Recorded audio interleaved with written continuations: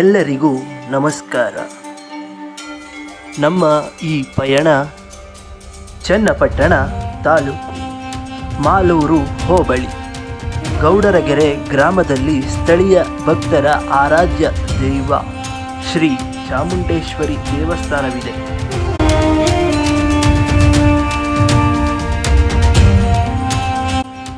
ದೇಶದೆಲ್ಲೆಡೆಯಿಂದ ಸಾವಿರಾರು ಭಕ್ತರು ಈ ದೇವಸ್ಥಾನಕ್ಕೆ ಭೇಟಿ ನೀಡಿ ತಮ್ಮ ಕಷ್ಟಗಳನ್ನು ಹೇಳಿಕೊಳ್ಳುತ್ತಾರೆ.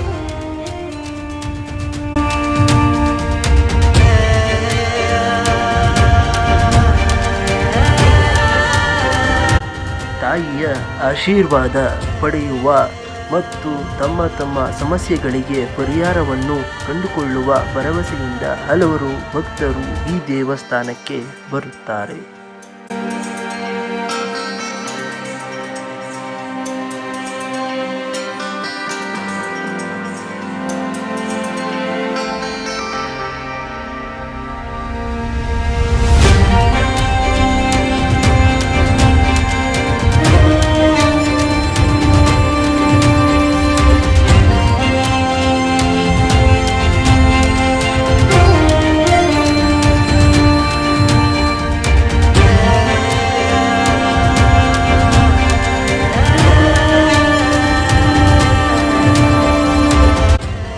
ಈ ಕ್ಷೇತ್ರದ ಧರ್ಮದರ್ಶಿಗಳು ಈ ನಾಡಿನ ಪ್ರಜೆಗಳಿಗೆ ಅಮ್ಮನ ಆಶೀರ್ವಾದ, ಭಕ್ತಿ, ವಿಶ್ವಾಸ, ನಿಷ್ಠೆ, ಪ್ರಾಮಾಣಿಕತೆ, ಶುದ್ಧ ಮನಸ್ಸಿನಿಂದ ಶುಭ ಹಾರೈಸುತ್ತಾರೆ.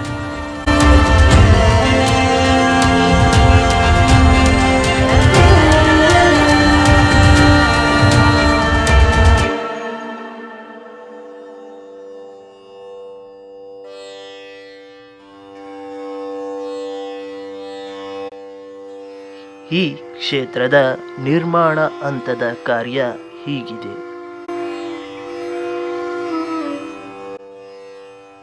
110 ಅಡಿ ಎತ್ತರದ ಕೃತಕವಾದ ನಯನ ಮನೋಹರವಾದ ಜಲಪಾತ, 20 ಅಡಿ ಎತ್ತರದ ಕೃತಕವಾದ ನೈಸರ್ಗಿಕ ಪರಿಸರದ ಬೆಟ್ಟದ ನಿರ್ಮಾಣ,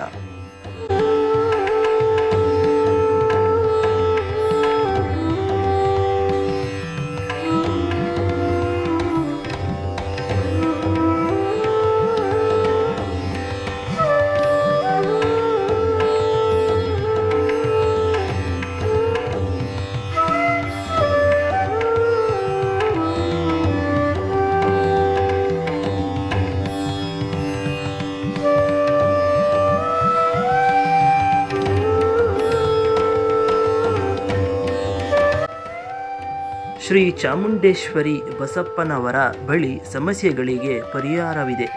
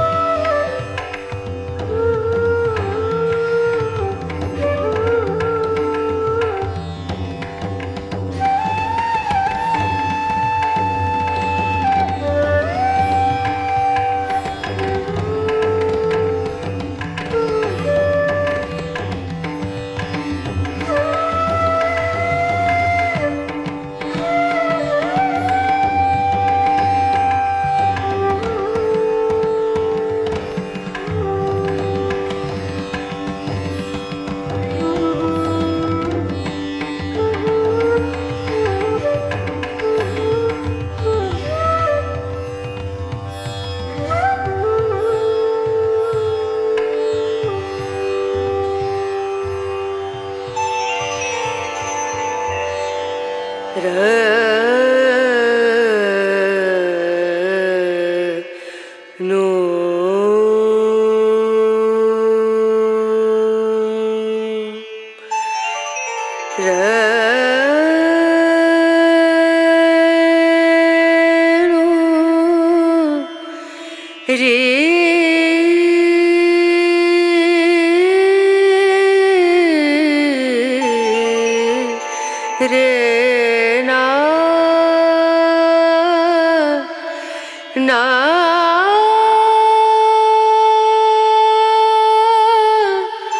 า า า า า ಶ್ರೀ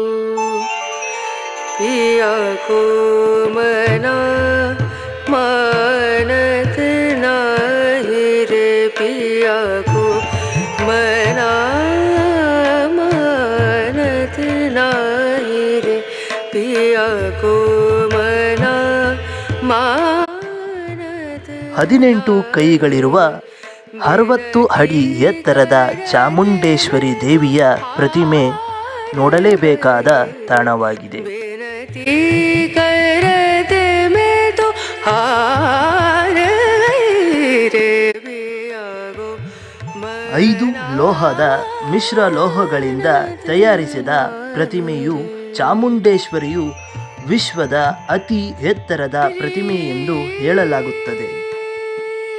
विनती करूं ಚಾಮುಂಡೇಶ್ವರಿ ಪ್ರತಿಮೆ ಮತ್ತು ಬಸವನಿಗೆ ಹೆಸರುವಾಸಿಯಾದ ಅಧಿಕೃತ ಸ್ಥಳ. ಈ ದೇವಾಲಯವು ಜಮೀನಿನ ಒಳಗಿದೆ. ಚಾಮುಂಡೇಶ್ವರಿಯ ಪ್ರತಿಮೆ ಈ ಸ್ಥಳದ ಪ್ರಮುಖ ಆಕರ್ಷಣೀಯ ತಾಣವಾಗಿದೆ. ಬನ್ನಿ ಕ್ಷೇತ್ರದ ವಿಶೇಷವನ್ನು ತಿಳಿಯೋಣ. ಇವತ್ತು ಶ್ರೀ ಕ್ಷೇತ್ರದಲ್ಲಿ ವಿಶ್ವದ ಅತಿ ಎತ್ತರವಾದಂತಹ ಪಂಚಲೋಹದ ಮೂರ್ತಿ ನಾವು ನೋಡ್ತಾ ಇರ್ಬೋದು. ಸರಿಸುಮಾರು 35,000 kg ತೂಕದಲ್ಲಿರುವಂತಹ ಪಂಚಲೋಹದ ಮೂರ್ತಿ. ಚಿನ್ನ, ಬೆಳ್ಳಿ, ತಾಮ್ರ, ಹಿತ್ತಾಳೆ, ಕಬ್ಬಿಣದ 5 ಲೋಹಗಳಿಂದ ನಿರ್ಮಾಣ ಮಾಡಿರುವಂತ ಒಂದು ಮೂರ್ತಿ. ಈ ಮೂರ್ತಿ ನಿರ್ಮಾಣ ಮಾಡ್ಬೇಕಾದ್ರೆ ಅಘೋರಿಗಳ ಕೊಟ್ಟಂತ ಒಂದು ವಾಕ್ಯದ ಪ್ರಕಾರ ಶ್ರೀ ಕ್ಷೇತ್ರದಲ್ಲಿ ವಿಶ್ವದ ಅತಿ ಎತ್ತರವಾದಂತಹ ಪಂಚಲೋಹದ ಮೂರ್ತಿ ಮಾಡಲಿಕ್ಕೆ ಕಾರಣ ಆಗಿರೋದು.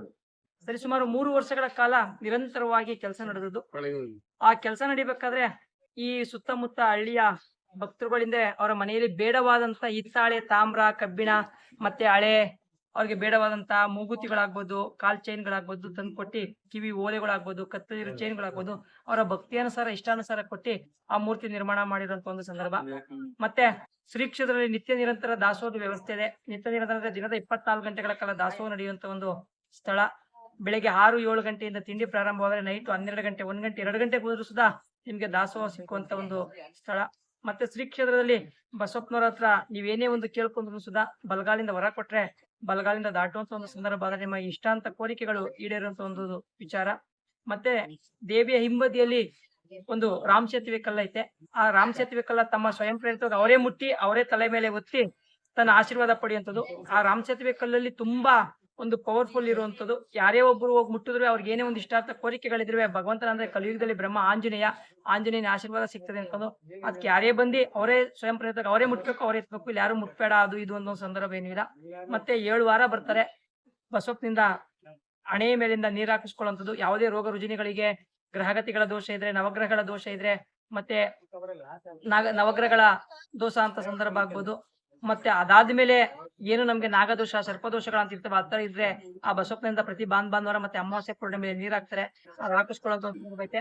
ಒಟ್ಟಾರೆ ಏನ್ ಹೇಳ್ಬೇಕಪ್ಪ ಅಂತಂದ್ರೆ ಭಕ್ತಿಯಿಂದ ನಂಬಿ ಬಂದಂತವ್ರಿಗೆ ಆರೈಸಿ ಆಶೀರ್ವಾದ ಮಾಡ್ತಾಳೆ.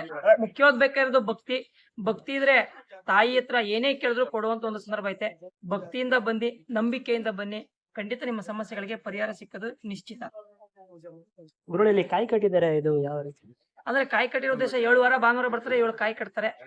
ಮತ್ತೆ ಅವ್ರ ಏನೇ ಕೋರಿಕೆಗಳಿದ್ರೆ ತಾಯಿ ಹತ್ರ ಒಂದು ಮುಡುಪು ಅಂತ ಕಟ್ಬಿಟ್ಟು ಹೋಗುವಂತದ್ದು. ಅದ್ರಿಂದ ಕಾಯಿ ಕಟ್ಟುವಂತ ಸಂದರ್ಭ ನೋಡಿ. ಇವತ್ತು ಎಷ್ಟು ಸಾವಿರಾರು ಕಾಯಿಗಳಿರುವಂತ ಸಂದರ್ಭ.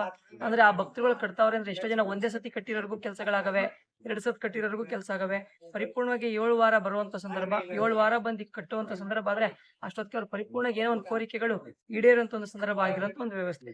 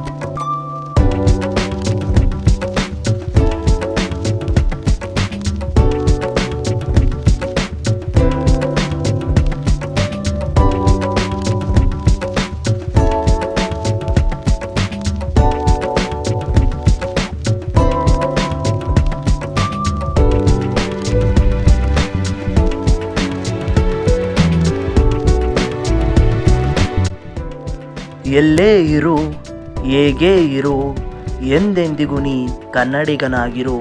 ಇಂತಿ ನಿಮ್ಮ ಆತ್ಮೀಯ ಶ್ರೀ ವಿನಯ್ ಕನಕಪುರ.